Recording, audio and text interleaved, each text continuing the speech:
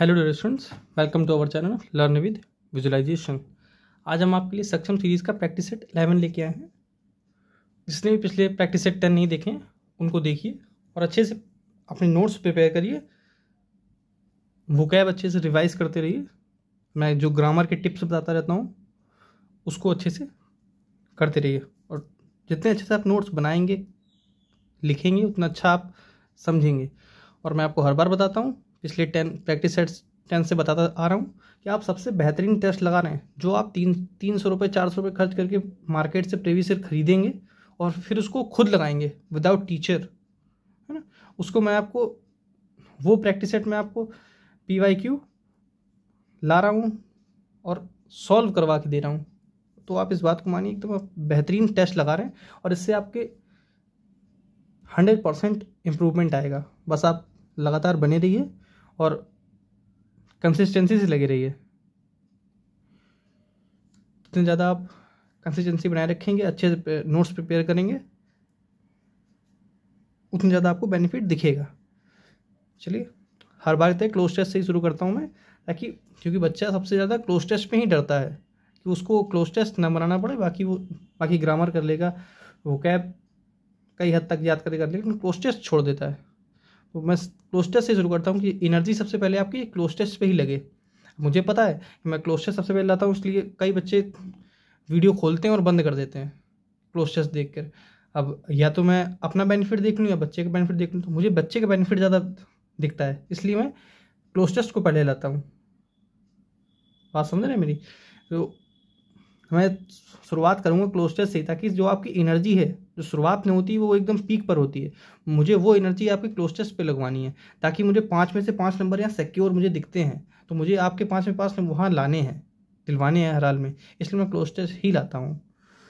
चलिए शुरू करते हैं। और वीडियो को शुरू करने से वीडियो को लाइक करना, चैनल सब्सक्राइब कर लें और वीडियो ज़्यादा से ज़्यादा शेयर करें अपने दोस्तों के बीच, जो आपके पास ग्रुप्स हों, एजुकेशनल ग्रुप्स हों, उसमें डालें, ताकि वीडियो ज़्यादा से ज़्यादा लोगों को फ़ायदा हो, है ना।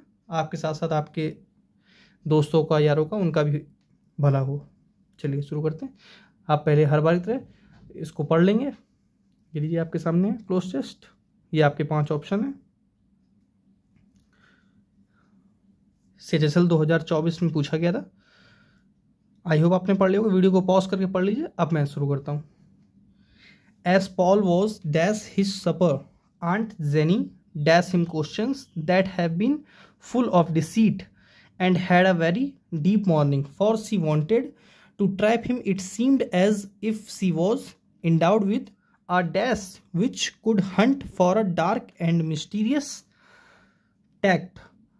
She asked, did you now not want to swim? Paul felt an uncomfortable dash he dash Aunt Jenny's face. However, it informed him nothing, so he said, "No, ma'am." चलिए इसको कंप्लीट करने की कोशिश करते हैं। As Paul was dash him supper. सपर क्या होता है? जो खाने का टाइम होता है, डिनर, है ना, उसको किसी भी समय करना, है ना, उसको बोलते हैं सपर, या मिस्ड डिनर बोल सकते हैं, सपर, ठीक है। As Paul was eating, feeding, grazing, कोई इंसान क्या ग्रेजिंग करता है? कोई चरता है क्या खाना? नहीं, गलत ना। फीडिंग तो फीडिंग क्या होता है? जैसे एक माँ अपने बच्चे को फीडिंग करवाती है ना, उसको बोलते हैं फीडिंग। चर्निंग कोई सेंस नहीं। चर्निंग वो होता है जो दूध से क्रीम निकाली जाती है, उसको स्टीयर करते हैं, उसको बोलते हैं चर्निंग। इसका आंसर क्या होगा? ईटिंग। सिंपल था सबका। 5 में से आपको कितना स्कोर रहा बताएंगे। एक तो सभी का सही होगा। As Paul was eating his supper, बस सपर जिसको नहीं पता था वो लिख लेंगे। सपर क्या होता है? Missed dinner. Aunt Jenny dash him question that have been full of deceit. Aunt Jenny demanded his question, allowed his question, submitted, asked. उसने आंट जेनी ने क्या किया? उससे क्वेश्चन पूछा। That have been full of deceit and had a very deep morning of she wanted to trap him. It seemed as if she was endowed with. देखिए endowed with क्या होता है? endowed के साथ हमेशा preposition with लगाते हैं। इसको पहले लिखेंगे फिक्स preposition एंडाउड विद होती है, और इसका मतलब क्या होता है, जो इंसान किसी चीज़ के साथ लेकर पैदा होता है ना, उसको बोलते हैं एंडाउड विद। जन्मजात शक्तियाँ जिसको बोलते हैं, उसको बोलते हैं endowed with. Endowed with a technique, endowed purpose, endowed with a talent, है ना, वीकनेस नहीं होगा, talent, endowed with a talent. It seemed as she if she was endowed with a talent, मतलब वो जो आंटी थी वो टैलेंट लेकर ही, ऐसा लगता था जैसे टैलेंट लेकर ही पैदा हुई है। Which could hunt for dark and mysterious tact, she asked did you now not want to swim, Paul felt an uncomfortable. मैंने बताया था जिस भी वर्ड में अन सफिक्स हो, वो अन प्रीफिक्स हो, वो क्या बनता है, negative. Uncomfortable, drop, view, guess नहीं, सस्पिशियन। अन फोर्थ का, हाँ ठीक है। Paul felt an uncomfortable suspicion, he dash aunt Jenny's face however. अब देखिए रफल्ड, रफल्ड का मतलब क्या होता है, कोई चीज़ झालरदार वगैरह होती है ना, आपने देखी होंगी कोई कोई कोई सूट वगैरह साड़ी वगैरह झालरदार होती है, उसको बोलते हैं रफल्ड, है ना। सर्च जानते हैं। परस्यूड, परस्यूड का मतलब क्या होता है, किसी चीज़ को चेस करना, पीछा करना। मैं लिख देता हूँ चेस, ठीक है, चेस, है ना। इसका आंसर क्या होगा, सर्च्ड, चेस। अगर ये सही था तो ये कैसे गलत है ना। इसका आंसर क्या होगा, सी, सर्च्ड। मैंने गलती से काट दिया था। परस्यूट क्या होगा, चेस्ट, चेस्ट। दोनों का आंसर ये, अगर ये होता तो ये कैसे गलत है, रफल्ड बताई थी मैं, झालरदार। चलिए आगे बढ़ते हैं। अब क्या ऑप्शन दिया है, 6 नंबर क्वेश्चन क्या है, एंटोनियम। एब्सर्ड का, एब्सर्ड क्या होता है, कुछ रिडिकुलस, है ना, भद्दा टाइप, रिडिकुलस, ऑकवर्ड, उसको बोलते हैं, है ना। फुलिस, फुलिस जानते हैं, बेवकूफ। नॉनसेंसिकल टॉक्स, नॉनसेंसिकल टॉक क्या होती है, मतलब जो नॉनसेंस टाइप की बातें करे उसको बोलते हैं नॉनसेंसिकल, है ना। जिस भी वर्ड में CAL सफिक्स हो वो क्या बनता है, एडजेक्टिव। इसको लिख लेंगे, जैसे इलॉजिकल, इलॉजिकल, CAL लगा, क्या बन गया, एडजेक्टिव, है ना। आप 2 वर्ड कल लगा के कमेंट करेंगे, जिस वर्ड में CAL लगे वो वर्ड बना के कमेंट करेंगे। इनसेन, देखिए मैंने आपको बताया था जिस भी वर्ड में इन सफिक्स हो वो क्या बनता है, नेगेटिव। सेन मतलब क्या होता है, जो इंसान जिसके पास सेंस रखता हो, है ना। इनसेन नेगेटिव बना दिया, जो पागल हो, और सेन, इनसेन क्या हो गया, मैड। चलिए आगे बढ़ते हैं। नेक्स्ट ऑप्शन क्या है, एंटोनियम पूछा है इंडस्ट्रियस का। पहले जानते हैं हम लोग इंडस्ट्रियस होता क्या है। इंडस्ट्रियस मीन्स होता है डिलीजेंट, कौन कंड कर पाया बताएगा, डिलीजेंट। एसिडुअस, एसिडुअस, लेबोरियस, सेडुलस, है ना, टॉइलसम। सिंपल वर्ड बताता हूँ, हार्ड वर्किंग। हिंदी बताया जाए तो मेहनती, लेकिन हिंदी कोई नहीं लिखेगा, मैं बता चुका हूँ। उसकी ऐसी इंग्लिश लिखिए जो आपको आसानी से आती हो। हार्ड वर्किंग सब जानते होंगे तो आप हार्ड वर्किंग लिखेंगे, मेहनती कोई नहीं लिखेगा। इंडस्ट्रियस क्या होता है, जो मेहनती हो, जो बहुत वर्क करता हो, है ना। इसका एंटोनिम क्या होगा, लेजी, जो वर्क ना करता हो। आइडल मैं आपको बता चुका हूँ, है ना। प्राइजी, प्राइजी क्या होता है, एक्सपेंसिव। प्राइस होता है कोई किसी चीज़ का प्राइस, है ना।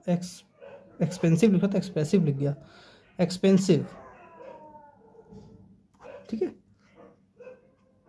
हेजी, हेजी क्या होता है, नॉट क्लियर, नॉट क्लियर। वेग,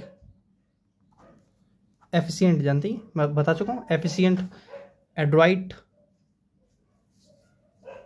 चलिए आगे बढ़ते हैं। ये वोकैब जितने मैं लिखवा रहा हूँ उसको नोट करते रहेंगे, अच्छे से नोट्स प्रिपेयर करेंगे, उसको मल्टीपल टाइम रिवाइज करेंगे, और मेरे साथ साथ आप उसको लिखेंगे दोबारा। अगर याद होता है तो ठीक है, नहीं होता तो उसको बार बार मेरे साथ लिखते जाइए। जितनी बार आप लिखते जाएंगे उतनी ज़्यादा आपको याद होता जाएगा। क्या दिया है, the study of man. Study of man का मतलब क्या है, एंथ्रोपोलॉजी। देखिए जिस भी वर्ड में लॉजी वर्ड सफिक्स हो जाए उसका मतलब क्या होगा, निकलेगा अध्ययन से, स्टडी से। उसका सेंस आप किससे निकालेंगे, स्टडी से। जैसे एंथ्रोपोलॉजी, लॉजी, इसमें लॉजी, बायो, जीव विज्ञान, मतलब जिसको जो जैविक अध्ययन करता हो, जो जीव का अध्ययन करता हो उसे बोलते हैं बायोलॉजी।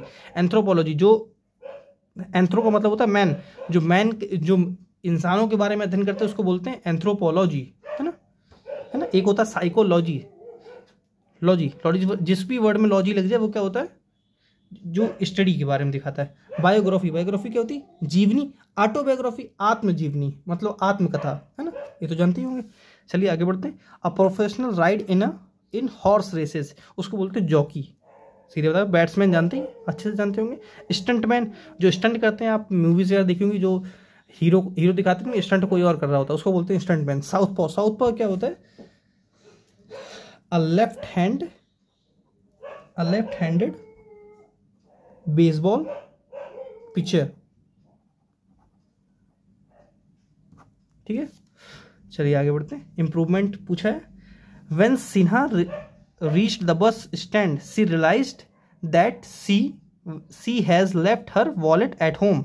अब देखिए, जब वो बस स्टैंड पहुंची तब उसको रियलाइज हुआ कि वो अपना वॉलेट घर पे ही भूल आई है। अब ये बताइए, अच्छा एक बात, आप देखिए यहाँ पर, ये तो सब जानते हैं, आप पास्ट को देख के पास्ट लगा रहे हैं, लेकिन पास्ट को देखकर पास्ट क्यों लगा रहे हैं, मैं वो बताता हूँ आपको। Just a second.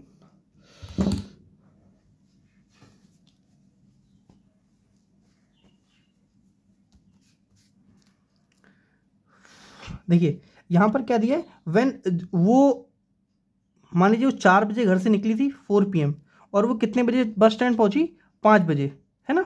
लेकिन वो निकली थी 5 बजे, पहुंच गई, ये बस स्टैंड है ना, वो यहाँ पहुंच गई।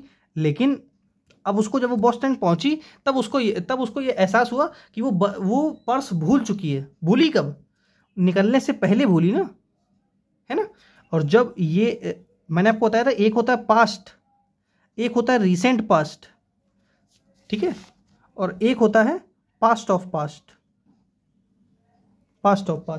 ठीक है। जो पास्ट होता है उसको बोलते हैं पास्ट इंडेफिनिट, है ना, और जो रीसेंट पास्ट होता है उसको बोलते हैं प्रेजेंट परफेक्ट, और जो पास्ट ऑफ पास्ट होता है उसको बोलते हैं पास्ट परफेक्ट। अभी समझाता हूं कैसे। देखिए, वो 4 बजे की बात करती, वो क्या होता, सिंपल पास्ट, है ना। वो करती कि 4 बजे निकली, लेकिन 3:30 बजे वो कोई चीज़ काम कर चुकी थी, तो क्या होता, रीसेंट पास्ट। लेकिन जब मैं 5 बजे वो 5 बजे पहुंच गई और 4 बजे से पहले कोई 3 बजे कोई काम होता, तो वो क्या, इस पास्ट का भी पास्ट वो हो गया पास्ट ऑफ पास्ट, मतलब क्या हो गया, पास्ट परफेक्ट। मतलब जो पास्ट से भी पीछे चला जाए उसको बोलते हैं पास्ट परफेक्ट। अब वो देखिए क्या, कब पहुंची थी, जब वो बस स्टैंड पहुंची तब उसको रियलाइज हुआ कि वो भूल चुकी है ना। तो यहाँ क्या होना चाहिए था, हैड लेफ्ट। आई होप समझ में आया होगा, है ना। इसका आंसर क्या होगा, she had left her wallet. इसको लिख लेंगे, ये काम आएगा। चलिए आगे बढ़ते हैं।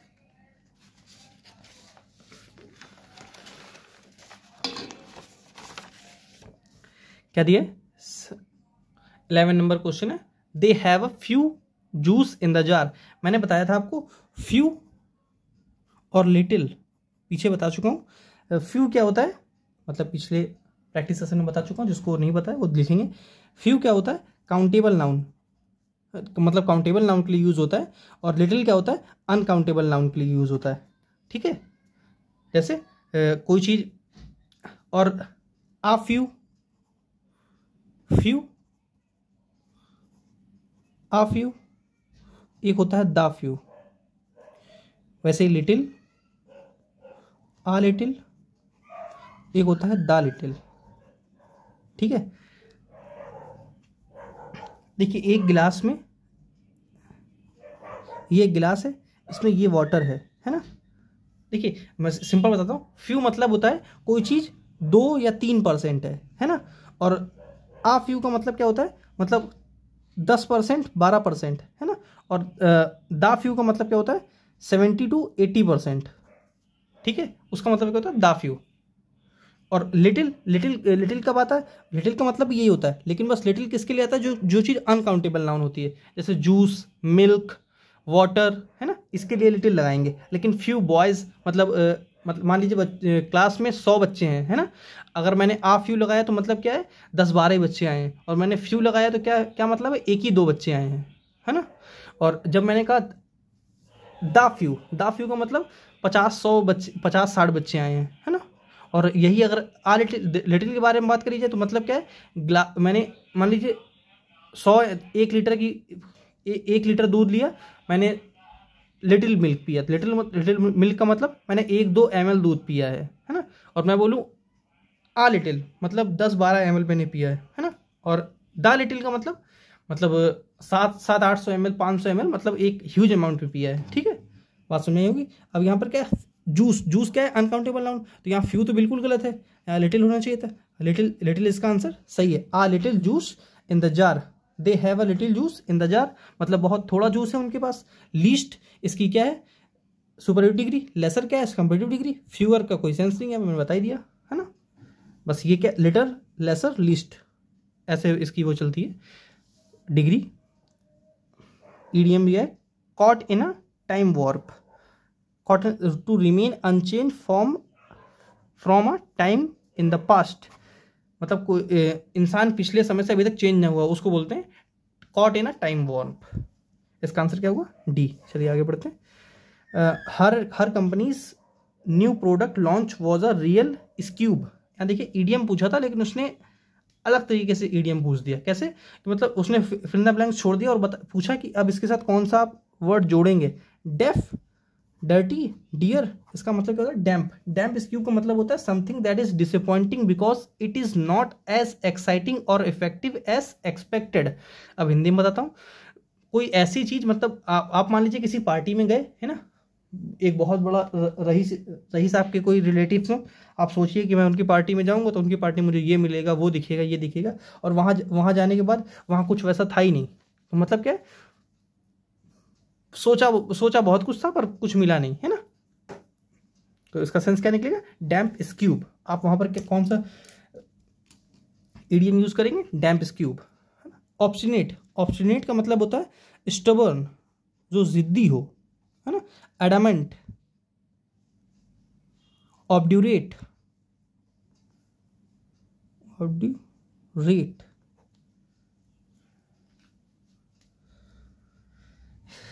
Steadfast, dogged, unyielding. अभी इसमें कई वर्ड हैं, मैं एक साथ नहीं बताऊंगा। पिग हेडेड, तब ये ज्यादा हो गए ना। ऑसिफाइड, चलिए बस इतना बहुत है ना। ऑसिफाइड, ये सब क्या है, स्टबर्न। इसका आंसर क्या होगा, स्टबर्न, क्योंकि साइमन ने पूछा था। सॉरी पसीना बहुत आ रहा है, फैन क्योंकि ऑफ है। Submissive, obedient. ओबीडियंट क्या होता है, इसका एंटोनियम हो गया ओबीडियंट, सबमिसिव, ये सब क्या है इसके एंटोनियम हो गए। इनका मतलब क्या होगा, जो जिद्दी ना हो, उसके लिए 1-2 वर्ड लिख लेते हैं। जैसे यहाँ पे लिखा था मैंने अनयील्डिंग, यहाँ लिखिए आप यील्डिंग। क्यों, मैंने क्या बताया था, जिस भी वर्ड में अन लगा वो क्या बन गया, नेगेटिव। है ड्यूटीफुल, प्लाएबल, ड्यूटीफुल, ऐसे लिखिए। मैंने बताया था एफ यू एल जिस भी वर्ड में लगे वो क्या बनता है, एडजेक्टिव। लेकिन FUL होना चाहिए, FULL नहीं लगता कभी भी। कोई भी जो वर्ड एडजेक्टिव बनता है सफिक्स लगकर, वो सिर्फ सिंगल एल लग के बनता है, डबल एल नहीं लगता है। वो कब लगता है, FUL। जैसे मर्सीफुल, ड्यूटीफुल, मॉर्नफुल, है ना। ये सब क्या होते हैं, एडजेक्टिव, पार्ट ऑफ स्पीच के हिसाब से सपल। इसके क्या है, फाइनोनिम ये। चलिए आगे बढ़ते हैं। सिनोनिम किसका पूछा, टॉक्सिक का। टॉक्सिक क्या होता है, लीथल, घातक, पॉइजनस। मैं आपको बता चुका हूँ लास्ट क्लास में। टॉक्सिक, लीथल, घातक, फेटल, क्या बताया था, पॉइजनस। लॉडेटरी, किसी की प्रशंसा करना, प्रशंसा योग्य जिसको बोलते हैं, सराहनीय, योग्य। लैंकी, थिन, पतला, है ना। टेनिस, लिसिट। मैं लिसिट यहां बताने के लिए वर्ड बताता हूं। लिसिट एक होता है एलिसिट, एक होता है इलिसिट। ये इलिसिट मतलब क्या होता है, टू नो, या अगर एग्जैक्ट जाए तो एलिसिट का मतलब वो होता है जब कोई जानकारी, पत्रकार कोई जानकारी निकालते हैं मीडिया वाले, उसको बोलते हैं एलिसिट। और इलिसिट का मतलब क्या होता है, अनलॉफुल। जो चीज अनलॉफुल तरीके से करी जाए उसको बोलते हैं इलिसिट। ठीक है। Incorrectly spelled, variety, restaurant, disease, offers, ये सही है, ये सही, ये गलत है, ये वैरायटी सही है। ठीक है, रेस्टोरेंट में क्या होता है, RESTAURANT। ठीक है, चलिए आगे बढ़ते हैं। अब यहाँ क्या दिया है, एलोकेशन। एलोकेशन इनकरेक्टली स्पेल्ड पूछा है उसने, है ना। एलोकेशन, एलोकेशन तो सही लिखा है, एबिस्मल गलत लिखा है, एलिगेशन किसी पर एलिगेशन लगाना सही है, एवर्जन सही है, घृणा सही है ना। एबिस्मल, एबिस्मल की स्पेलिंग क्या होती है, ABYSMAL। एक इसका सेंस होता है वेरी बैड, मतलब बहुत नीच टाइप का आदमी, वेरी बैड। एक होता है बॉटमलेस, जिसकी कोई अंत ना हो, या इमेजर, जिसको मापा ना जा सके, इमेजर।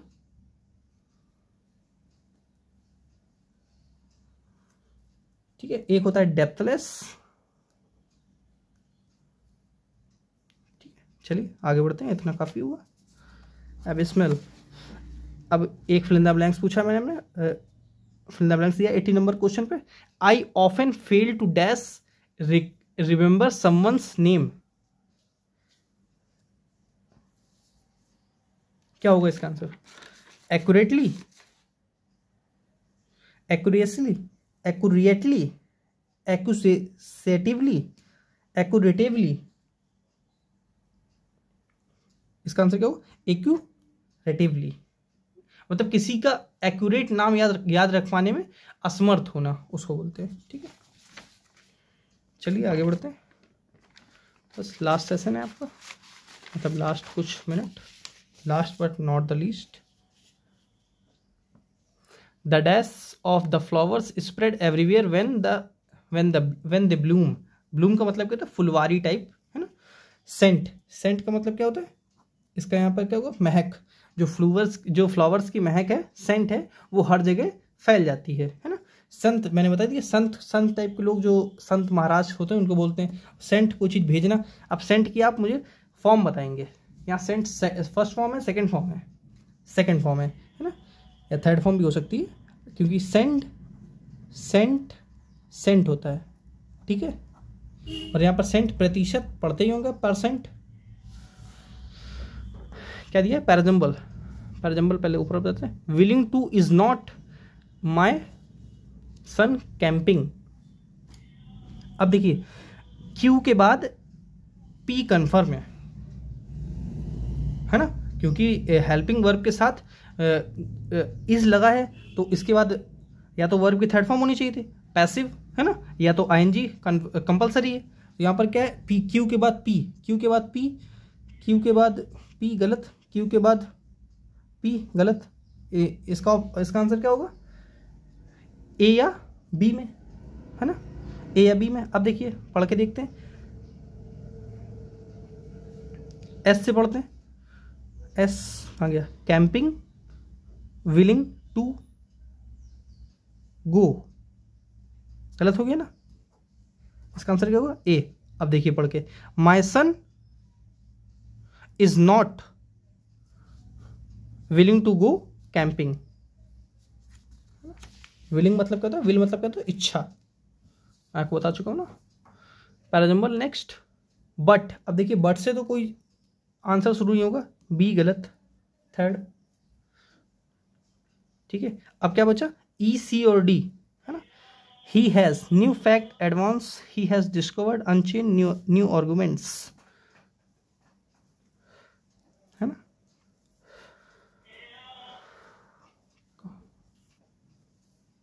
सी से देखते हैं, he has discovered new facts and advanced, क्योंकि यहां से मुझे कनेक्ट दिख रहा है ना। सी हैज डिस्कवर्ड, क्या डिस्कवर किया, न्यू फैक्ट्स एंड एडवांस्ड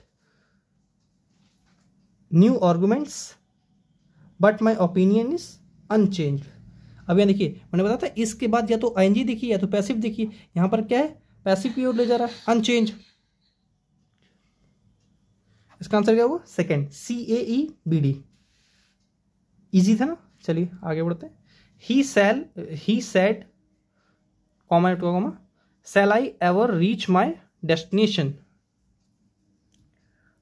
मैंने आपको बता रखा है, नरेशन जब भी इंट्रोगेटिव दे तब उसके बीच में आप इफ या वेदर लगाकर, इफ या वेदर कंजंक्शन लगाकर सेंटेंस को जोड़ते हैं, कंपलसरी होता है। अगर वो हेल्पिंग वर्ब से शुरू होता है तो, है ना, यहाँ पर हेल्पिंग वर्ब से शुरू हो रहा है, तो इफ़ या वेदर लगा के सेंटेंस को जोड़ना है। आगे देखते हैं, ही सेड, ही यहाँ पर कंजंक्शन लगा ही नहीं, गलत हो गया। या तो दैट यूज़ करते हैं, जब वो पॉजिटिव होता है तो दैट यूज़ करते हैं, और जब वो इंट्रोगेटिव होता है तब इफ़ या वेदर लगाकर कंजंक्शन बनाते हैं। और दैट भी कंजंक्शन काम करता है और इफ़ या वेदर भी कंजंक्शन काम करता है। या तो कोई WH वर्ड लगा हो, वॉट, विच, हुम, हुज, ये सब कंजंक्शन में काम करते हैं, पहले से दे रखे हो तो, है ना। He said to me I shall never, यहाँ पर गलत, ही गलत। If he wondered, if he would ever reach his destination, इसका आंसर क्या होगा? डी। वेरी इजी, है ना। चलिए आगे बढ़ते हैं। मैंने नेक्स्ट इसी का उल्टा दे रखा है, पूछा गया है पेपर में, लेकिन बस मैंने क्वेश्चन को ढूंढ ढूंढ के लाना पड़ता है कि आपको मुझे कहाँ से जो समझाया है उसको कहाँ कनेक्ट करा पाऊँ। She asked me why I was not eating. She asked me, अब देखिए मैंने क्या बताया था, WH वर्ड या तो पहले से दे रखा हो या ना दिया हो तो इफ़ या वेदर लगा के उसको कंजंक्शन बनाएंगे, या दे रखा होगा तो उसको ही कंजंक्शन बना लेंगे। अब यहाँ देखिए वाई को ही कंजंक्शन बना लिया, यहाँ देखिए वाई वर्ड दे रखा था ना कॉमेंट हो अंदर, लेकिन यहाँ पर क्या किस में था? पास्ट में। और मैंने बताया था नरेशन हमेशा प्रेजेंट टू पास्ट जाती है ना। या पास्ट इन कॉन्टिन्यूस है तो पास्ट परफेक्ट कॉन्टिन्यूस कर दीजिए उसको, है ना। और पास्ट परफेक्ट ही है तो पास्ट परफेक्ट में ही छोड़ दीजिए, उसको प्रेजेंट में नहीं लेके आएंगे उल्टा। बस इतना ध्यान रखिए, नरेशन हमेशा पास्ट प्रेजेंट टू पास्ट जाती है। अब कोई यूनिवर्सल ट्रूथ है तो मैं उसको एक्सेप्ट यूनिवर्सल ट्रूथ अच्छे से याद रखेंगे। पास्ट था तो प्रेजेंट होना चाहिए, why, I, am, is, don't, ये तो गलत। अब इन तीन में कौन सा होगा? Why are you eating, you, क्योंकि आई बदला होगा ना किसी में, मी से बदला ना, तो उसने पूछा ना, she said why are you not eating, इसका आंसर क्या होगा? बी। चलिए आगे बढ़ते हैं। Passive, Jack loves the Christmas break, loves क्या है? प्रेजेंट, इज होना चाहिए था, वुड गलत, इज, वॉज गलत, प्रेजेंट में है, इन दोनों में कोई एक होना चाहिए। मैंने क्या पता, जब तक कॉन्टिन्यूस नहीं दिया तब तक पैसिव या नरेशन को कॉन्टिन्यूस नहीं करते। तो ये कॉन्टिन्यूस दे रखा है, ब्रिंग, गलत, इसका आंसर क्या होगा? सी, क्योंकि कॉन्टिन्यूस नहीं है। और the Christmas break is loved by Jack. चलिए next last question. Teen wrote a congratulatory letter. अब एक चीज़ आप पहले मुझे कमेंट करेंगे, एक होता है लेटर ये, एक होता है लेटर जो ये लिखा है, एक ये होता है लेटर। तब तक मैं कुछ और आपको बताता हूँ। कॉन्ग्रेचुलेट, कॉन्ग्रेचुलेशन क्या होता है? Congratulate someone on something. देखिए कॉन्ग्रेचुलेशन के साथ हमेशा प्रपोजिशन कौन सी लगती है? ऑन। लेकिन किसके साथ? Congratulation someone on something. जैसे मैं बोलूं I congratulate you on your success, है ना। कॉन्ग्रेचुलेशन समवन ऑन समथिंग, ठीक है। लेटर, यहाँ पर ये लेटर क्या है? लेटर का उल्टा क्या होता है? फॉरवर्ड। मतलब कोई चीज़, जैसे वीडियो को आगे ले जाना, पीछे ले जाना, पीछे ले जाना लेटर, फॉरवर्ड ले जाना आगे, है ना। लेटर ये जो लिखा है ये पत्र, एक ये लेटर होता है, मतलब क्या होता है? बाद में, है ना। Later, I call you later, वहाँ पर ये लेटर यूज होता है। तीनों यहाँ क्या दिया है? पास्ट। तो सेंटेंस पैसिव हमेशा अपना टेंस चेंज नहीं करता, तो पास्ट में ही बनेगा। तो यहाँ हैड बीन गलत, रिटन डायरेक्ट वर्ब की थर्ड फॉर्म यूज़ कर ली, गलत। कभी भी एक बात नोट करके लिखिए, कभी भी वर्ब की थर्ड फॉर्म डायरेक्ट टेंस में यूज़ नहीं हो सकती विदाउट हेल्पिंग वर्ब। या तो बी लगा हो या तो हैज़, हैव, हैड लगा हो, तभी वर्ब की थर्ड फॉर्म यूज़ हो सकती है। इज रिटन गलत, क्योंकि प्रेजेंट ले गया। इज रिटन बाय टीनू, इसका आंसर क्या होगा? डी। चलिए आज के लिए इतना ही। आई होप समझ में आया होगा आपको। वीडियो को लाइक करें, चैनल सब्सक्राइब करें और वीडियो को ज़्यादा से ज़्यादा शेयर करें। Thanks for watching.